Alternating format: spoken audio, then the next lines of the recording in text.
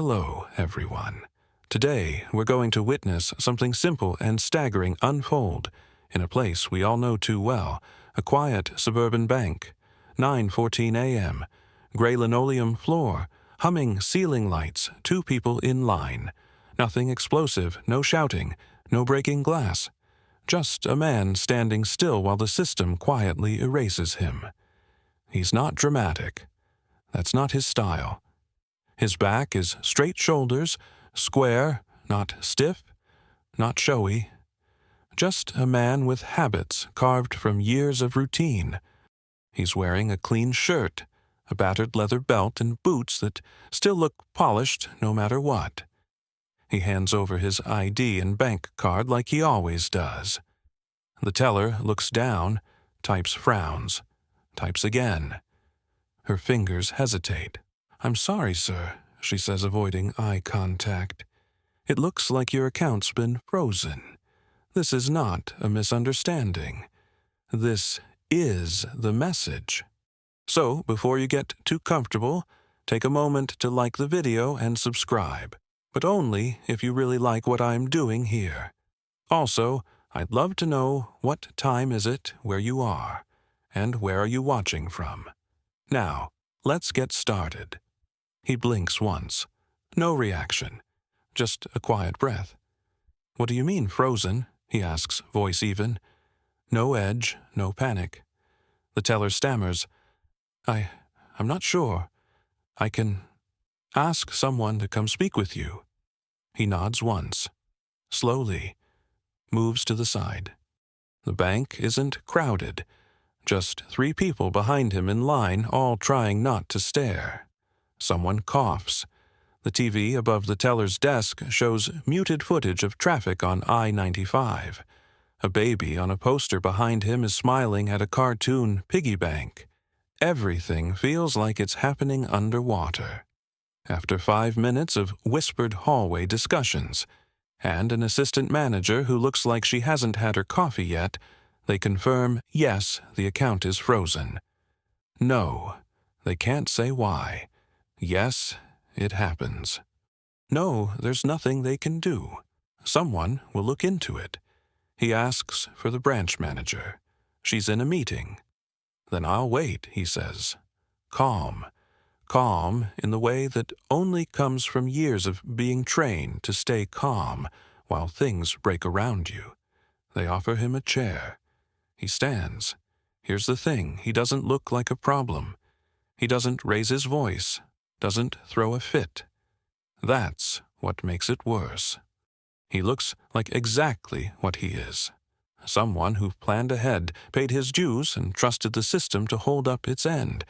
And that's the irony, isn't it? He's used to systems. Spent 22 years inside one. Chain of command, orders, clarity. But out here, your name is a data point, and your record is a footnote unless someone remembers. He glances at the camera near the ceiling. It's tilted, just off-center, aimed at nothing. Fitting. The teller keeps her head down. She probably doesn't want this. No one ever does. But nobody stops it either. That's the part people forget in justice. Doesn't always march in with boots. Sometimes it hums like an air conditioner and sounds like there's nothing we can do. He shifts his weight. The left knee still clicks from the training accident in '93. He thinks about his granddaughter's piano recital tomorrow, about how he was going to withdraw a bit extra to get her that blue dress she's been eyeing. That's the real gut punch. Not the inconvenience, not the policy, but the way it eats into something small and good. There's a joke, he wants to tell something about government efficiency and coffee machines, but it gets stuck. Not because he's angry, but because this isn't a story he thought he'd be in. This was supposed to be a Tuesday. 15 minutes and the branch manager still hasn't emerged from her so-called meeting. It doesn't take that long to discuss numbers in a suburban branch on a Tuesday morning. He knows this. What it takes is time for people to figure out how much they care. And that's what this is about now. A young employee in a navy vest comes over Aiden according to the stitched tag. His hair is tidy, his voice rehearsed. "Sir, would you mind stepping over here? We'll see what we can do to assist." Assist. That's a funny word when no one's done anything but pass the buck. They guide him to a small glass-walled office that smells faintly of printer toner and leftover coffee. He sits for the first time. The chair squeaks. Aiden types something into the terminal, then pauses. "So, your account appears to have been flagged for irregular activity," he says, a little too proud of having figured it out. "Possibly fraud-related." "Just routine, of course." "Routine." The veteran repeats, his voice steady. "Yes." "Standard protocol." The system's automated. So, what triggered it? Aiden glances at the screen. Hard to say. The flag came from a series of deposits and a withdrawal that didn't match previous patterns. The veteran raises an eyebrow. "You mean my VA back pay check and the cash I used for my grandson's tuition?" "Well, possibly." Aiden flutters, unsure whether to apologize or double down. There it is again, that tension. The younger man doesn't mean harm, but he's tangled in the script. Trust the system. Trust the software. Trust the flag. The veteran leans forward just slightly. "You've seen the ID?" "Yes, sir." "You ran the social?" "Yes, sir." "And you still think I don't belong to my own account?" Aiden hesitates. "It's not that we think that.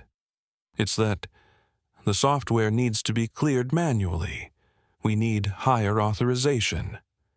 The absurdity hangs in the air like a fog no one wants to acknowledge. A man who served 2 decades, whose past background checks deeper than most employees here have ever imagined, who's had access to secure zones the size of football fields, is now being told he can't access his checking account without someone upstairs giving the green light. He smiles faintly. "Do you know what I did in uniform?" "Aiden." No, sir. I wrote the manual for half of the threat detection systems this bank's security software is probably modeled on." Aiden swallows. "I'd laugh," the veteran says, "but it'd probably trigger another fraud alert." A forced chuckle. The silence returns. Aiden stands. "I'm going to get the assistant branch manager. Maybe she can expedite this." He leaves the glass box. The veteran looks around at the room, a dusty potted plant, a faded motivational poster, integrity, do the right thing, and a small American flag on a filing cabinet, bent at the pole, slightly faded. He remembers something then. Not dramatic, just vivid. There was a kid, year 1 of deployment, who used to ask questions like a 5-year-old in a science museum. One night after chow, that kid asked, "Why do you think we're doing this?" And the veteran, 33 at the time and exhausted, replied, "So someday maybe people won't have to ask that." Funny how that never quite works out. The assistant manager finally arrives. She's in her 30s, professionally polite.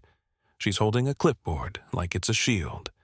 "I understand you're having an issue with your account," she says. He nods. "I understand no one here can explain why I can't access my own money." She gives a tight smile. "We're looking into it." He meets her eyes. "Look harder." She stiffens. There's a quiet pressure in the room now. Not anger, but the weight of someone who's done waiting to be ignored. It's subtle, but it shifts the energy. She feels it too. You can see it in how she adjusts her posture. "Can I see your ID again?" she asks. He hands it over. She looks at the name. Her eyes linger. She pauses. Then she tilts the ID slightly as if to confirm something. That's when it happens. She scoffs. She actually scoffs, like he's handed her a novelty card from a gift shop. This looks old. Are you sure this is current? The veteran sits back in his chair. That's the turning point, not her words, but the tone. That dismissive little lift in the voice. Like this wasn't a mistake, but a suspicion. Like he was the problem now. I'm sure, he says quietly. She narrows her eyes. We'll need to verify this through Central. He watches her leave, holding his ID like it might burn her fingers. He's not angry, not yet. But something inside him shifts just a click. The same kind of click you feel when a safety goes off, not to shoot, but to show you're ready. She walks out of the glass office with his ID still in hand, leaving the door ajar. From his seat, he watches her vanish behind a frosted glass panel marked Staff Only. 2 more minutes. 5. 7. Then something changes. Another door opens across the lobby. A tall man in a charcoal suit steps out, older, composed, the kind of person who doesn't rush because the room moves around him. Regional manager, maybe higher. He isn't wearing a name tag like the others. He doesn't need one. He walks with purpose toward the teller line. Halfway there, he stops, glances toward the glass box, then pivots and enters without knocking. The veteran doesn't stand. He simply watches. The man closes the door behind him. "Good morning," he says. His voice is steady, but there's tension under it. Not panic, something more controlled. Like someone who's just realized they're late to something important. "My name is Mark Simmons," he continues. "I oversee operations for this region. Your name is..." He looks down at the printout he's holding. When he reads the name, he stops. "You served under this name." Simmons asks, voice slightly softer now. The veteran nods once. 22 years. Mark lowers the paper. His jaw tightens. "I knew your name," he says, more to himself than to the veteran. "My father used to mention it. You were in 3rd Battalion, weren't you?" Another nod. Mark sinks slightly into the other chair, his confidence folding just a bit. "I'm very sorry for what's happened here today." A beat passes. The veteran doesn't reply, just sits patient as weather. Mark continues, "Your account was frozen by automated flag. Normally, it would require someone to override the alert. Unfortunately, that didn't happen. And worse, someone here treated you as if your presence was suspicious rather than worthy of respect." He pauses again, visibly uncomfortable. "The person who made that call didn't recognize your name." "I did." There it is. The hidden truth. In a town like this, names carry weight, but only if they're remembered. Mark leans forward now. "I've already unfrozen your account. Everything's back to normal. But that's not the point, is it?" The veteran finally speaks. "No, it isn't. It's not about the money. It never was." Mark lowers his eyes. "I'd like to offer you a formal apology." "And a private conversation, no forms, no scripts." The veteran nods. Mark rises. "Would you join me upstairs? We can speak in my office." Quietly. They leave the small office together. The assistant manager sees them walk by. Her face falls just enough to be noticed. There's no reprimand, no raised voice. Just the weight of watching a moment pass that she can't walk back. Upstairs, Mark's office is clean and warm. No motivational posters here, just one photo of a flag-folding ceremony and a framed newspaper clipping from a decades-old Veterans Day parade. Coffee is offered. Declined. They sit across a wide oak desk. Mark leans in. "Tell me what happened." Not the banking part. Your part. And so the veteran tells it not in anger, but with clarity. The deployments, the years spent away, the nights of cold dinners and colder silences, the medals, the memory lapses, the moments that stayed and the ones that never will. Then he tells the part about today. Not to shame the bank, but to make the point plain, dignity doesn't come with interest rates. Mark listens. Really listens. He doesn't interrupt, doesn't scribble notes. He just hears it. That in itself is rare. After the story is done, there's silence. Then Mark reaches into a drawer and pulls out a small envelope. This won't fix anything, he says, but it's a direct line to me. No receptionists, no hold music. The veteran doesn't take it immediately. He studies the man. "You remember your father mentioning my name?" Mark nods. "He said you saved his CO during a mountain op. Said your calm under pressure was something he never forgot." The veteran exhales through his nose. "Funny thing, I barely remember that day. That's usually how the important ones go." Outside the window, the wind pushes at the spring trees. People pass below unaware that anything unusual ever happened. Mark says one last thing before they leave the room. "It shouldn't have taken your name for us to act right." The veteran finally cracks a smile, dry, tired, but real. "No, it shouldn't have." And with that, they walk out together quietly, with no fuss. No one claps, no one cheers. Just two men walking back down to a world that hadn't expected to be watched this closely. Back downstairs, the lobby hasn't changed. A mother rocks a stroller near the ATM. Someone's arguing softly on the phone near the coin machine. Life, indifferent to revelations, continues its loop. The veteran pauses at the teller line. Aidan sees him, nods nervously, unsure if he should say something. The veteran gives a single courteous nod back enough to acknowledge, but not to invite a conversation. His account is reinstated. The screen says so. The money's there. The digits line up just right. But it doesn't feel like a win. Mark is behind him now, speaking softly to the assistant manager. The words aren't audible, but the tension in her posture says enough. A slow, dawning recognition that she missed something bigger than a formality. The veteran leaves the branch without a receipt. Outside, the air is cooler, clean.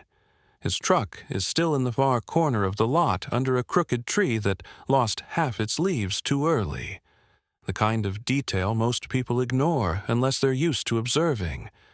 He doesn't climb in yet, just stands there a moment. In his pocket, his ID is back. Worn plastic. The photo slightly sun-faded. In the same pocket is something else, an old silver coin. Nothing fancy. Just something a buddy gave him years ago with a shrug and a smile after a long day in the desert sun. Luck's not real, the buddy had said. But reminders help. He flips it in his palm. Once, twice. It lands heads up. He chuckles. Figures. In the passenger seat of the truck is a small folded paper bag. Inside is the brochure for that piano recital. He almost didn't bring it today. Figured he'd pick it up after the bank. It's the only reason he came this morning at all. That right there is the irony. A 10-minute task became a reminder. Not of failure, but of how thin the line is between respect and dismissal. He gets in, starts the engine. The old Chevy hums like it's grateful to still be needed. As he pulls out of the lot, he catches sight of a young man entering the bank, tattoos on his forearms, earbuds and baseball cap pulled low. The man hesitates. At the door, pats his pockets, clearly unsure he brought the right paperwork. The veteran considers stopping, offering a word. But no, not today. He drives on. 3 blocks down, he stops at a light. Glances in the rear view. He thinks about the first time he walked into a civilian bank after retirement. The strange way people spoke to him. Too polite, too rehearsed, too ready to deflect. Like they didn't know whether to respect him or worry he might ask for too much. He didn't want fanfare, never did. but today proved something respect shouldn't require recognition. That was the hidden truth, the quiet sting. If Mark hadn't known the name, the outcome might have been very different. The apology might have never come. The story would have ended in frustration, not resolution. He adjusts the rearview mirror. His reflection looks tired, but there's something else behind the eyes. Not anger, not even satisfaction. Just clarity. His phone buzzes. A message from his daughter. "We picked out the blue one. Can't wait for you to see her in it." He smiles. There's a saying they used to pass around during deployments. Every quiet day is borrowed time. Use it well. He taps the reply. "I'll be there early. Wouldn't miss it for the world."